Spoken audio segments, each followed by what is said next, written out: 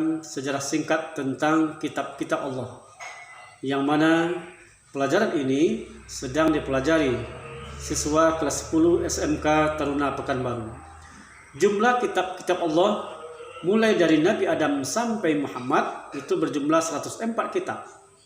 Adam 10 kitab, Sis 50 kitab, Idris 30 kitab, Ibrahim 10 kitab, Musa 1 kitab, kemudian Daud 1 kitab, Isa 1 kitab, dan Muhammad SAW 1 kitab. 104 kitab itu dihimpun atau disimpulkan menjadi 4 kitab, yaitu Taurat, Zabur, Injil, dan Al-Quran. Yang 4 kitab juga dihimpun atau disimpulkan menjadi 1 kitab, yaitu Al-Quran. Makanya pada surah Al-Ma'idah 48 tersebut, Al-Quran itu diturunkan sebagai penyempurna atau membenarkan kitab-kitab sebelumnya. Kenapa hari ini kita tidak mempelajari kitab-kitab sebelumnya seperti Injil, Zabur, dan Taurat? Ternyata kitab-kitab tersebut telah habis masanya.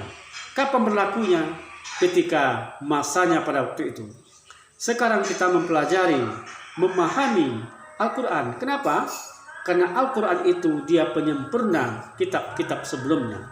Kemudian, bagaimana kita mempercayai kitab-kitab sebelumnya? Dan bagaimana juga kita mempercayai kitab Al-Quran? Kitab-kitab sebelumnya kita cukup mempercayai keberadaan bahwa kitab itu ada. Berbeda dengan Al-Quran. Kita mempercayai Al-Quran, di samping mempercayainya, kita pelajari, kita pahami, dan kita pakai dalam kehidupan kita sehari-hari.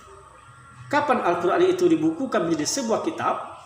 Ternyata Al-Quran itu dibukukan menjadi sebuah kitab setelah 40 tahun wafatnya Nabi Muhammad pada masa Khalifah Utsman bin Affan, karena Utsman khawatir tiada lagi nanti pedoman umat Islam ke depannya.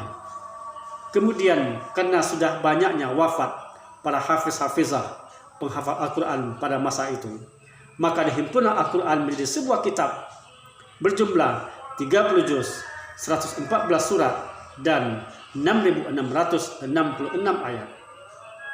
Kemudian ada suhuf, ada Al-Quran. Apa itu suhuf? Suhuf itu lembaran terpisah. Al-Quran, lembaran terpisah yang telah dihimpun menjadi sebuah kitab, bernama lagi Al-Quran. Demikian, semoga bermanfaat bagi siswa saya. Wabillahi taufiq wal hidayah. Assalamualaikum warahmatullahi wabarakatuh.